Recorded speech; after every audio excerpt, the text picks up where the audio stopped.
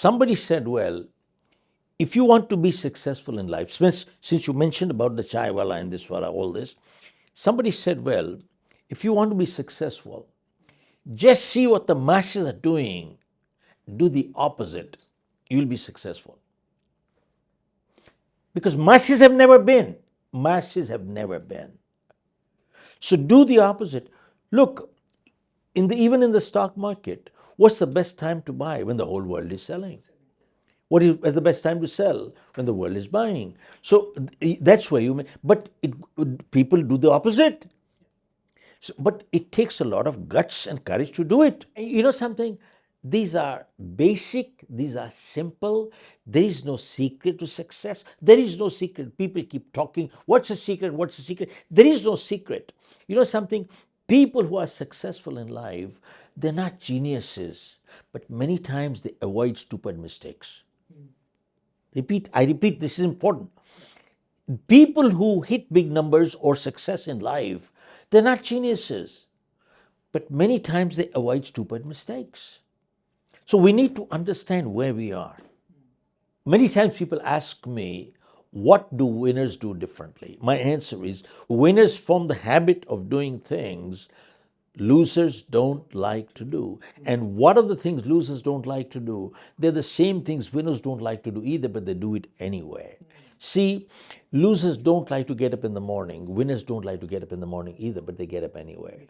See, losers don't like to work hard. Winners don't like to work hard either. I bet you want to go on a vacation right now. You don't want to be sitting in the office. I don't want to be sitting here. I want to go take a vacation. But you know something? See, losers don't like to work hard. Winners don't like to work hard either, but they work hard anyway.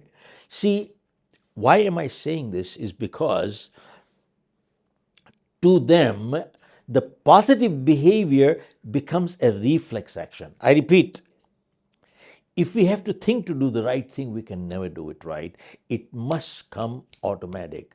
See, when we were little kids, our parents said one thing, form good habits, and habits form characters. Why? Because 90% of our behavior is habitual. We don't think, we just act. And if we have positive habits, we are a positive character. If we have negative habits, we are a negative character. And good habits are hard to come by, but they're easy to live with. Bad habits come easy, but they're hard to live with. And before we got the habits got us. Now, most important thing I want to bring in here is an example, especially in the Indian scenario. Many times you hear people saying, he's just lucky. Every time he touches dirt, mitti ko haath lagata hai, sona ho jati hai. And this guy is unlucky. Every time he touches gold, becomes dirt. You know something? There is truth in this statement, minus the word luck. See, the people you call lucky, analyze their life, analyze every transaction in their life, and you will find the positive behavior has become habitual. Every time they do it right, it happens right. The reflexes are moving right. And the person we call unlucky, analyze their life, analyze every transaction in their life, and you will find the negative behavior has become habitual. Every time they do it wrong, it happens wrong, the reflexes are moving wrong. It is habits. Can you give an example of that? Oh, yeah. I'll share with you 2 examples. In martial art, people get the white belt, yellow, orange, purple, green, brown, and then black belt. And what do they learn? Even after 5 years when they get the black belt, what are they doing? Practicing the same thing, block, punch, block, what they learned in the white belt. Now, 5 years later, they're still doing the same thing. Why is that? Because the teacher understands the block and punch must become reflex action. Why? Because if the student is ever in a street fight, if he has to think to block and punch, he'll get beaten up. A martial arts student never has to think to block and punch. They never commit their blow till you commit, and after that, the reflexes move. I'll share with you any example, including all the defense services all over the world.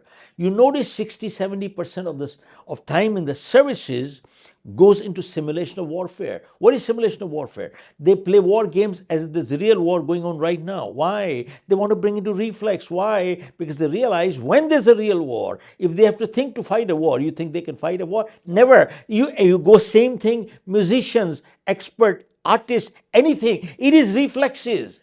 It is reflexes. But make the association with luck. My friend, look, the prayer that I shared with you, that is talking in terms of luck. Where I was born was not my choice. You see, life is fate and free will. Fate and free will. See, there are some things beyond us. But then, after that, we have to take it forward from there. But I have to clarify, yes, there are some elements of luck that does impact our life. People say we are all born equal. Yeah. Answer is no, we're not. That's not true. We're not true at all. Some are tall, some are short, some are athletic, some are not, some are born deformed. Now tell me, what is the difference between a girl who's born in a third world country and a girl who's born in Switzerland? See, a girl born in a third world country, within the first year, somebody buys her out and sells her as a prostitute and starts bringing her up. What wrong did she do? She never had a choice. She was only 12 months when she was sold out.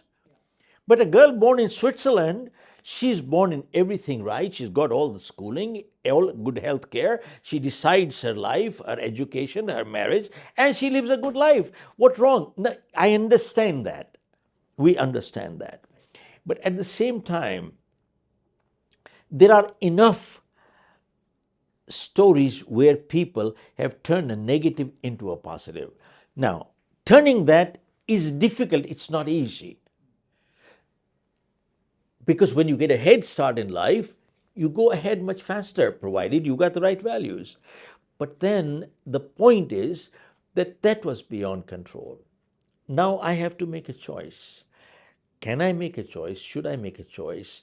Answer is do the best we can. Correct. And Or keep playing victimhood for the rest of your that's life right. and make we can't nothing out of it. Remain playing as a victim for the rest of our lives. We have to move on at some point of time. And then that's really what it comes down to. Now, this also brings me a point.